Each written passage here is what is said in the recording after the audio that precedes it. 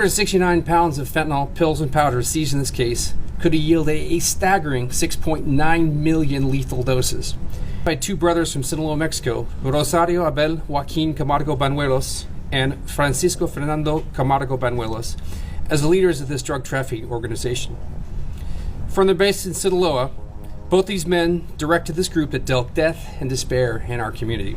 DEA agents caught a semi-truck carrying 6.9 million hazardous doses of fentanyl and meth, uncovering a trafficking empire run by two brothers in Mexico. What started as a highway stop near Seattle became an international investigation exposing how cartels turned American freight routes into their delivery system. This was the moment the network was exposed. 21 firearms from members of this group during the course of the investigation, 11 of which came during the search warrants that occurred earlier this month. The Sinaloa cartel is a designated foreign terrorist organization. Agents performed standard checks while the driver waited outside. He was a 42-year-old contract hauler from California with a clean record and full documentation. The manifest listed consumer electronics and repair parts, but the serial numbers on several pallets did not match the database. When investigators opened the trailer, they found vacuum-sealed bundles hidden beneath metal casings. Inside were 269 pounds of fentanyl and 465 pounds of methamphetamine. Lab calculations later showed the fentanyl alone could yield 6.9 million lethal doses, a quantity equal to the combined population of Seattle, Tacoma, and Spokane. The seizure was not an isolated event. It represented the first visible result of 3 months of digital surveillance by the DEA's Seattle Field Division. Analysts had been monitoring freight routes linked to a corridor suspected of cartel activity stretching from northern Mexico through California and Oregon into Washington. The data came from anonymous tips and automated license plate recognition systems along rest stops and toll stations.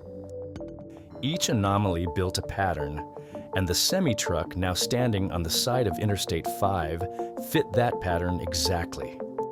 The vehicle's registration belonged to a freight company with valid insurance, active tax filings, and clean federal safety ratings.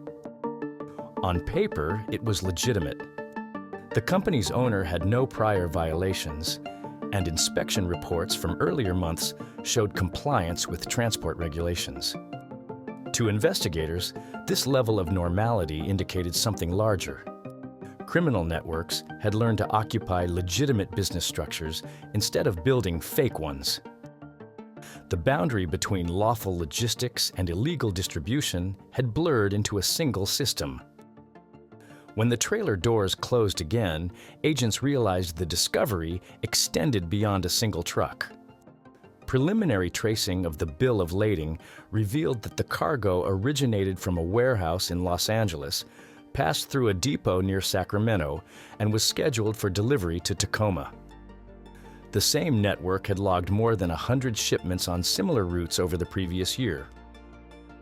Federal records later confirmed that at least 120 commercial vehicles were connected to the same logistics shell network. The DEA's analysts reconstructed a 2,700-mile corridor linking Tijuana, Los Angeles, Sacramento, and Seattle. Freight documents, insurance claims, and port clearance numbers aligned too precisely to be coincidence. Investigators described it as a conveyor belt engineered by cartels and hidden inside legitimate infrastructure. Each truck carried normal goods, such as appliances, produce, or construction materials. Hidden between them were narcotics sealed inside identical boxes that passed through scanners undetected. The method depended on regularity, not concealment. The more routine the shipment appeared, the less likely anyone was to question it. Federal data confirmed how widespread the tactic had become. In the past fiscal year, the DEA recorded a 47% rise in narcotics found in domestic freight shipments compared with border seizures. Smuggling had moved away from borders and into the interior transportation grid.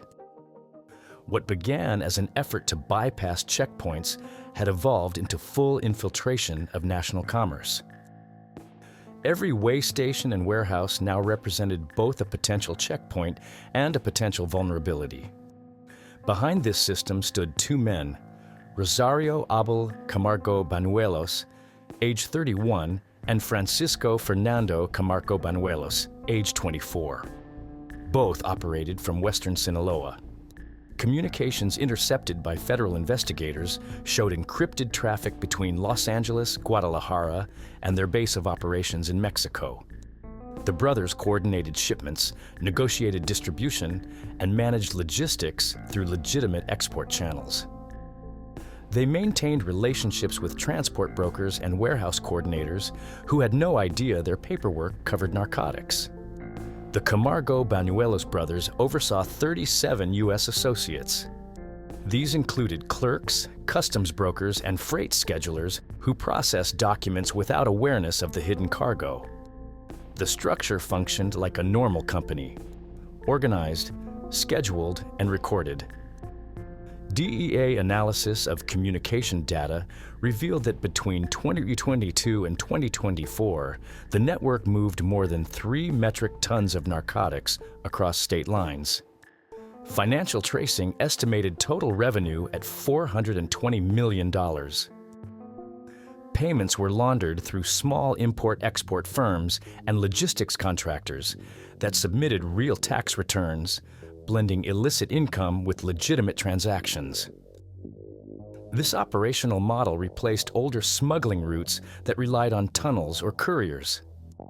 Instead of moving drugs across the border through isolated terrain, the brothers used legal corridors of commerce. They recruited licensed drivers with clean backgrounds, obtained genuine insurance, and operated under genuine company registrations. The trucks traveled alongside ordinary freight every day, unnoticed.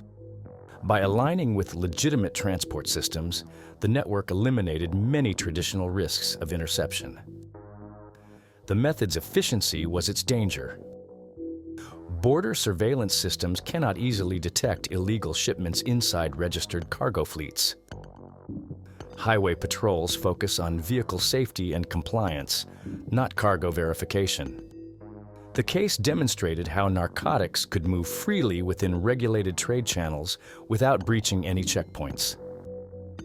Each truck carried paperwork approved by customs, each route mapped by legitimate logistics, software, and each driver recorded in state databases. When federal prosecutors reviewed the evidence, they concluded the Camargo Banuelos brothers had built a business architecture designed to withstand detection. Both men are now under federal indictment for international narcotics trafficking, conspiracy, and money laundering under 21 U.S.C. Number 96 If extradited to the United States, they face potential life imprisonment.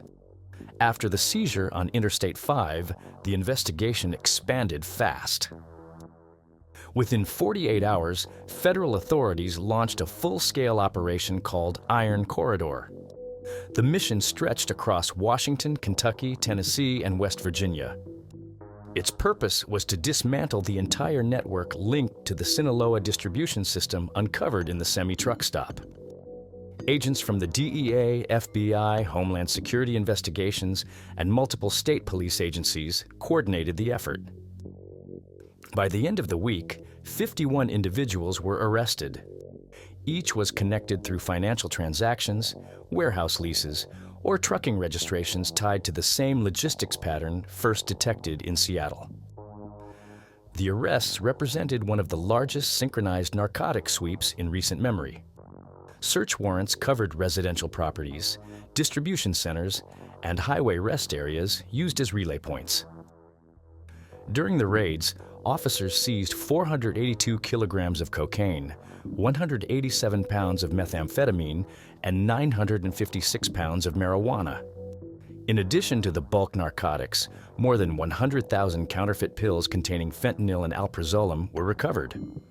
The operation also netted $1.2 million in cash and over $2 million in forfeited assets, including 7 vehicles, a tractor-trailer, and one warehouse in Tacoma. Each seizure was logged, weighed, and recorded by the Department of Justice forensic units assigned to the case. The sweep was the result of 18 months of joint coordination. It involved overlapping jurisdictions that rarely share operational command. Federal briefings described it as the largest tri-state narcotics enforcement action in 30 years. Coordination software allowed real-time location tracking of targets and synchronized entry across time zones. Analysts noted that the data flow between field offices had never been this integrated before. That integration allowed teams to intercept shipments moving simultaneously through the Midwest and Pacific corridors. Every load intercepted corresponded to a bill of lading connected to the Camargo-Banuelos network. Evidence gathered from the raids confirmed a direct supply connection between the brothers' Sinaloa operation and shell importers based in California. These companies received precursor chemicals from Asia through legitimate West Coast ports, then relabeled shipments under freight codes associated with cleaning products or industrial paint. The materials were repackaged inside storage drums and transported across state lines. Each leg of the journey was protected by legal paperwork. The drugs traveled the same routes as regular freight, using the same infrastructure that supports the nation's economy. Officials described the crackdown as the largest dismantling of a Mexico to U.S. freight-based narcotics route in modern history. For investigators, the discovery revealed that America's trade network could be used to conceal large-scale smuggling with minimal alteration.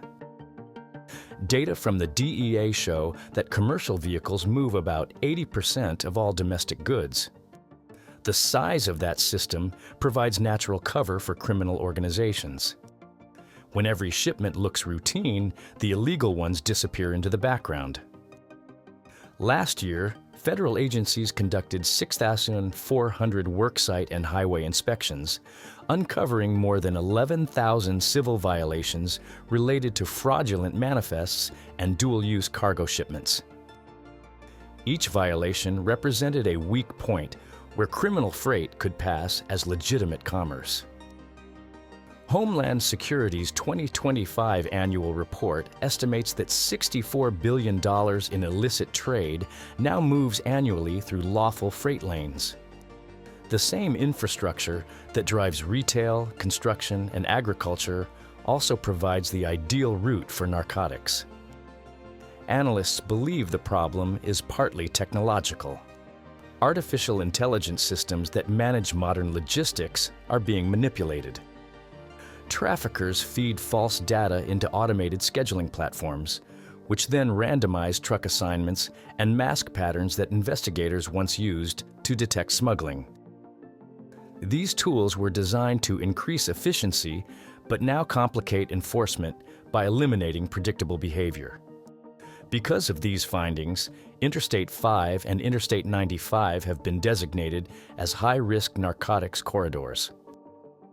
These highways connect major coastal cities, creating the fastest path for freight movement between international ports and inland distribution hubs. Federal funding has already been allocated for expanded roadside scanning, license plate recognition arrays, and automated weigh station analytics through 2026. Surveillance will now include chemical sensors capable of detecting trace fentanyl particles inside sealed trailers without physical inspection. Each improvement is part of a shift toward proactive highway defense rather than border-only enforcement. The aftermath of Operation Iron Corridor reached into multiple federal departments. The U.S. Department of Transportation initiated reforms that will introduce digital manifest auditing and biometric driver identification programs by late 2025. These measures aim to ensure that cargo documentation matches verified drivers, reducing the ability to substitute operators mid-route. At the same time, Mexico's federal police, working with U.S. agents, seized 4 properties in Sinaloa and froze more than $8 million in accounts linked to the Camargo Banuelos network. The brothers' logistics coordinators are now facing extradition hearings in Mexico City. Law enforcement agencies view this case as a framework for future counter-cartel operations. The approach combines data analytics, cross-border intelligence, and corporate compliance audits rather than relying solely on traditional drug enforcement. Officials said that one truck carrying 269 pounds of fentanyl equated to 6.9 million potential deaths. That scale reclassified such incidents as national security events rather than routine criminal cases. Each freight seizure now falls under the same investigative priority as counterterrorism threats. The objective is not only to intercept drugs, but to protect national infrastructure. Federal briefings emphasized that this case demonstrates how enforcement must evolve with commerce. Cartels no longer need to smuggle across deserts or rivers when they can rent space in legal freight systems. Every container, pallet, and delivery slip becomes a possible point of infiltration. In response, agencies are merging logistics oversight with narcotics enforcement, ensuring every major route has surveillance integration. The DEA's final report on Operation Iron Corridor concludes with a message to foreign criminal organizations. It states that the cartels built their highways on Americas. Now, those same highways are under federal control again. The highways are secure for now, but the battle isn't over. Hit subscribe and stay with us for the next major DEA takedown update.